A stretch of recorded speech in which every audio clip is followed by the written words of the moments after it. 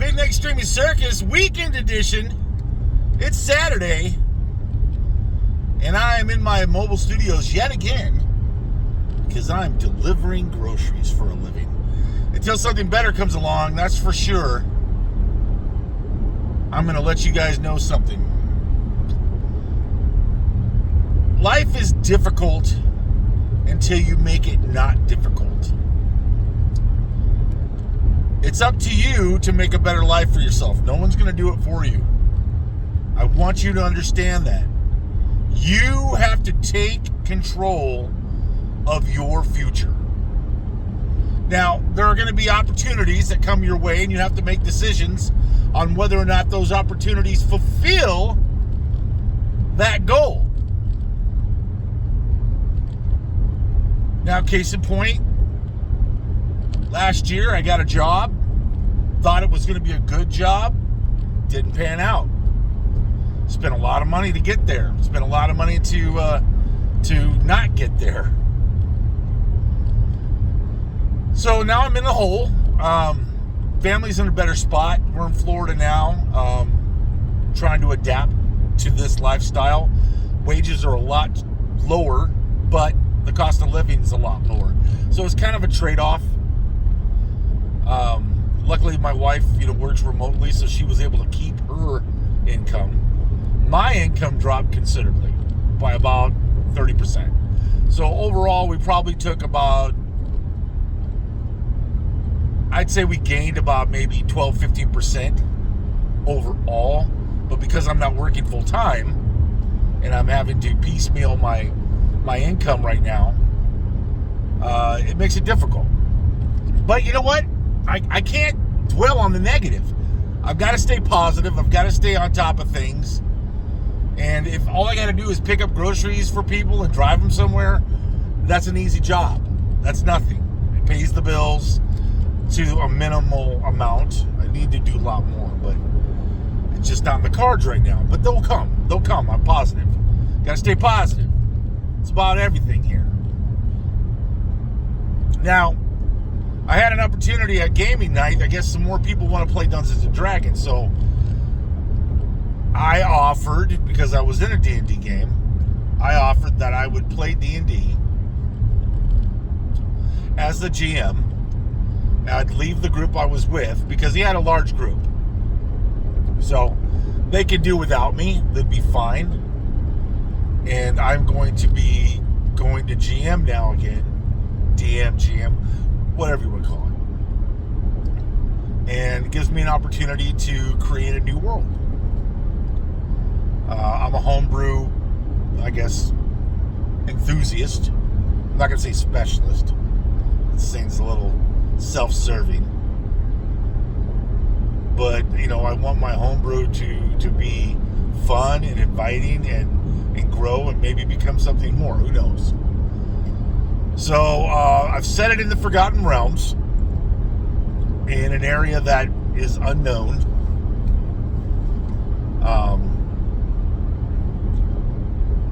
Basically, it's a frontier city that was founded by, I'm not going to say former pirates because they're still kind of piratey, but they found life on this island to be abundant. So luckily for them, the captain basically threw a prayer out in the middle of a storm that they were trying to evade capture. So he decided, well, I better take my ship into the storm to get away from the bad guys, because not the bad guys, but from the people that wanted to bring him to justice. And they were blown way off course. They don't even know where they're at. So the ship ends up being damaged, but they are able to make it to this island. And the island has a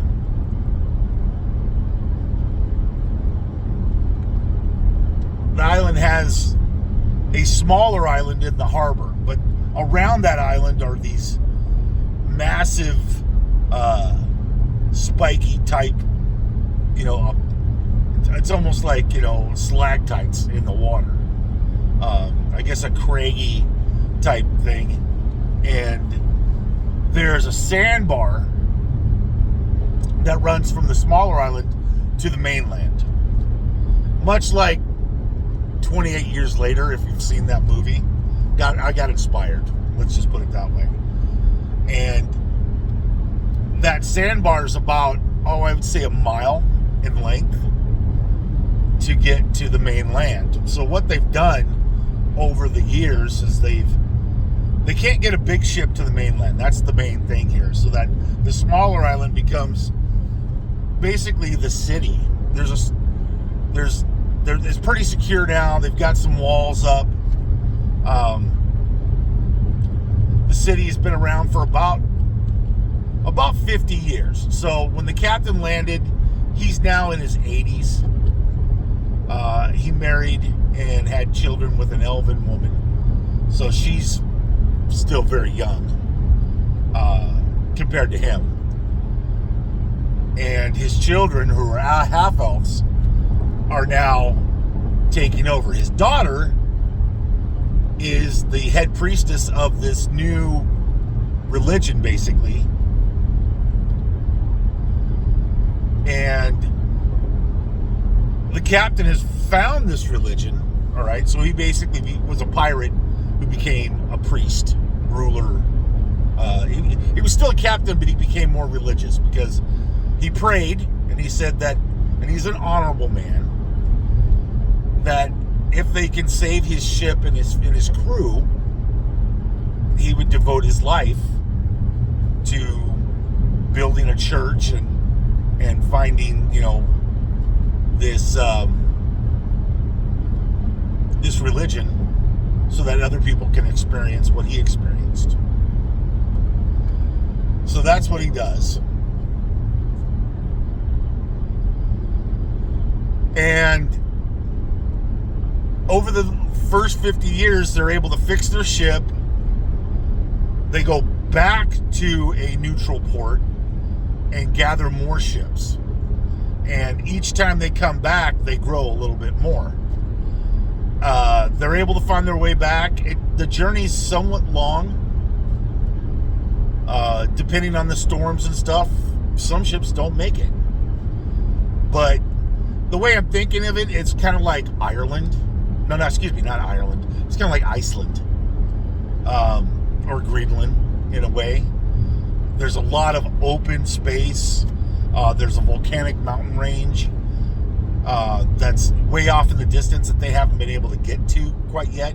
There are some people who have cut a small path through there, but there's not a lot of developed settlements. It's pretty much the main town and then the foraging village, like the hunter-gatherers, the wood, the guys that cutting the woods down.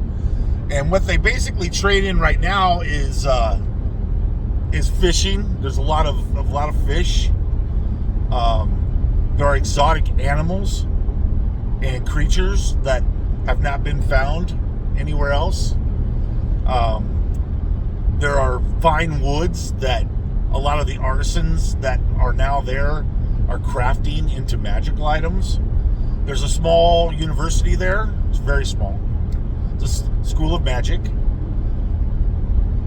And it's called the Lexington Veritas Academy, which in our terms would be the Library of Truth. And it's ran by a gnomish wizard, kind of a cool guy,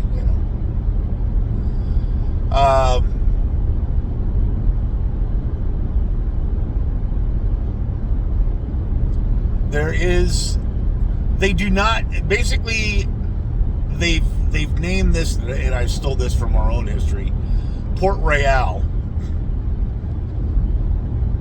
in the Caribbean. That's what they've named this city as a nickname.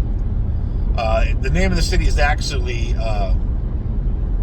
Xerxes, is the country that they founded, named after the god that came to the captain.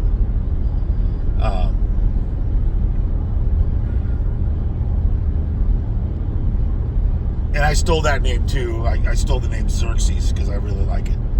So Xerxes of Persian his historical value is now the god of maritime favor and exploration.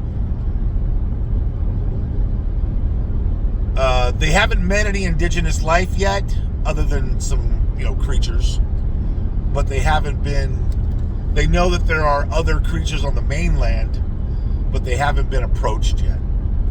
And the area in which they basically deforested right next to the beach line has now become kind of a swampy marsh because of the erosion. But they're dealing with that. Lumber is a huge trade right now. Pearls, there are oyster beds, stuff like that they're trading in. Crops are hard to come by. So they're importing a lot of food, but exporting a lot of textiles and artisan work. So there's a lot of people that are making things. It is a major trade port now because it's kind of centrally located on the bigger world map.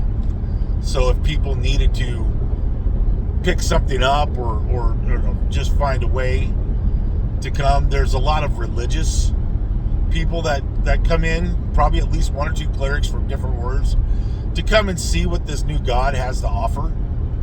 More of just like a scouting mission. So, but the city is ran by his eldest son, Tobias, and his daughter is the high priestess, Alicia. And their mother is she's basically a sorceress. And she's a high elf. And she's, gorgeous and very smart. She's good friends with the headmaster of the academy. There is they've got about 250 to 500 city guard. The city's grown rapidly. There's a lot of wealth here that has been undiscovered, and that's where a lot of people are trying to invest by coming here and trying to stake a claim. So you have prospectors out there. It's kind of a gold rush kind of thing. And they know, especially the dwarves, know if they can get through the jungle, which is massive, to the volcanic horizon that they see, that there's a good possibility that there's some great mining there. So the dwarves have been basically foraging the forest to make a road. And that's like the Dwarven camp, which is kind of like at the main exploration. But they've run into some issues, and they've hired, they've had to bring in more dwarves or more mercenaries. Like I said, there are indigenous life there that have not made themselves seen, but they are present. They know that they're there, but they just can't see them very well.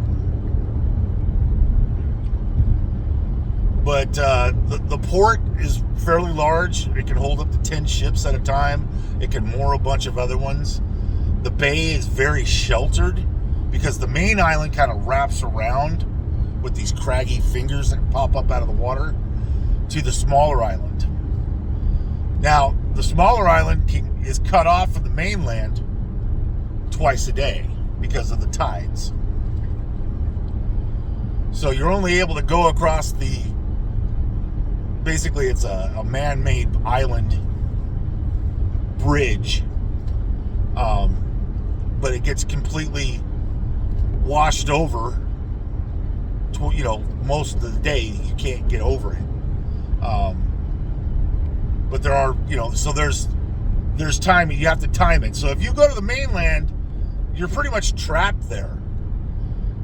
and you can't get back until they open the gates to let you back in, because there's a guard post on the mainland that basically bars anybody from trying to get across, because they don't want anybody getting lost or losing their life inappropriately. Now, of course, there are creatures or beings that can swim, but the wildlife in that mile strip between the small island and the large mainland is deadly. Now, you may think that it's like, oh, it's pretty shallow. No, it's not. What you don't understand is that this harbor was a volcano that sunk. So it's very deep under these crags that have come up.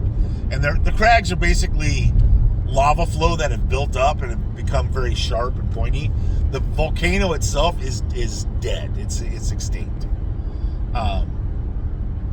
Which basically caused more volcanic activity to be pushed towards the horizon.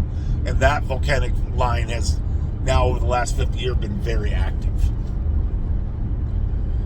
But now that there's coral reefs and things,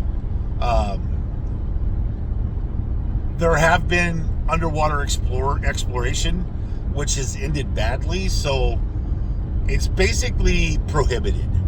You're not supposed to do it without permission. And if you're going to do it, you have to sign a waiver that you're not going to sue the city if you lose your life. But if you're going to go into the waters, which is prohibited, you have to ask permission from the High Council. Now, there is like I said, an underworld thing going on, because pirates are allowed to basically ship their... It's a fencing operation, okay? Pirates can bring stuff in, and they're not held... There's nothing against them. So, that's just the way it is. All right, guys. But I'll give you more of that information. I just wanted to talk a little bit, see how people are doing. I wanted to get away from the political stuff. But hey, things are going to be good today. So keep it good, keep it real, and enjoy the circus of life. Big Nate out.